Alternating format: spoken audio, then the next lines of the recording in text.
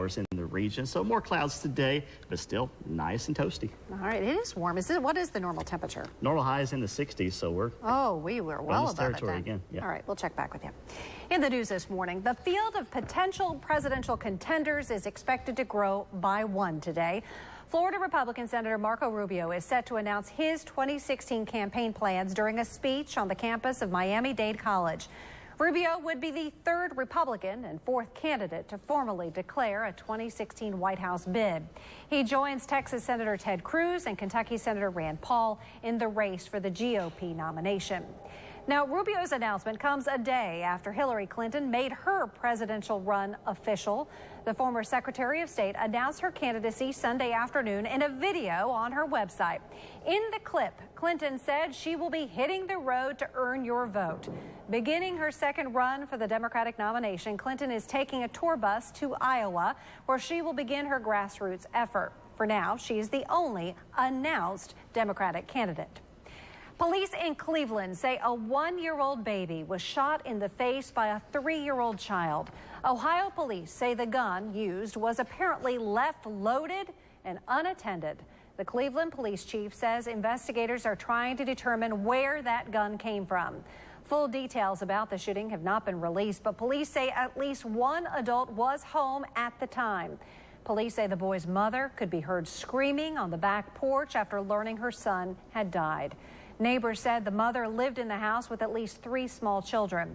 Charges are expected to be filed against adults connected to this shooting. A suspect and 2 officers were hurt in a shooting in Indianapolis. The shooting started with a traffic stop Sunday afternoon. During that stop, police say the passenger got out of the car and ran away. After a short chase, 2 officers and the suspect stopped in a wooded area where they say a struggle broke out. Officers say the suspect did have a gun, but have not definitively said if the suspect ever opened fire or pointed that weapon at them. Both officers suffered minor injuries and were treated at the scene. Police body cam video shows what happened when a reserve deputy mistakenly grabbed his gun instead of his taser in Tulsa, Oklahoma. Reserve Deputy Robert Bates was part of an undercover operation April 2nd. Deputies were working to arrest Eric Harris, seen here, for trying to sell a gun, but Harris took off. Officers caught up with him, and when they did, Bates can be heard screaming, "Taser, taser." But instead of shooting his taser, police say the deputy fired his gun. Harris later died. The Tulsa County Sheriff's Office says Bates did not commit a crime, calling it a stressful situation. The gun used was his personal gun, but he did have permission to use it. It is now up to the district attorney's office to determine if Bates will be charged with a crime. Reverend Al Sharpton is praising South Carolina for its response to the shooting of Walter Scott. Scott was shot during a traffic stop. The officer, Michael Slager, initially said the shooting happened during a tussle, but witness video showed the officer shooting Scott as he ran away. He was shot in his back. Slager is now charged with murder. Sharpton thanked the mayor and chief of police during a service this weekend.